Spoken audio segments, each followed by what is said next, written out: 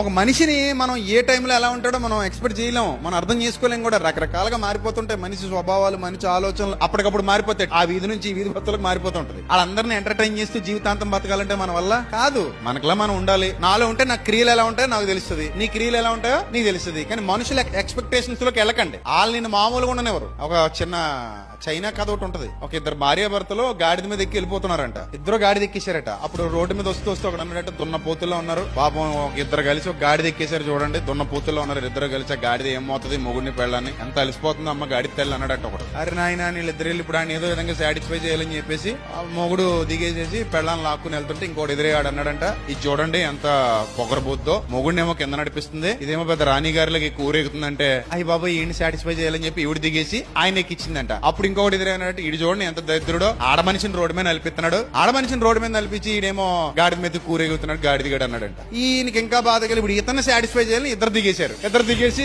గాడిదని పట్టుకుని నడిపించి వెళ్ళిపోతుంటే ఇంకొకరు ఎదురే అన్నాడట, మూర్ఖులు తెలుగు తక్కువ సన్నాసులు, సగ్గా గాడిద ఉంటే గాడిద ఎక్కిపోక నడిచి వెళ్తున్నారు గాడిదని నడిపించుకుంటూ, అదే గాడిద నాకు ఉంటే నేను సగ్గా ఎక్కి తిరుగుతున్నావు పనికి మాలినోళ్ళు తెలుగు తక్కువ సన్నాసులు అన్నారంట. ఇప్పుడు ఎవరిని సాటిస్ఫై చేయగలరు వీళ్ళు?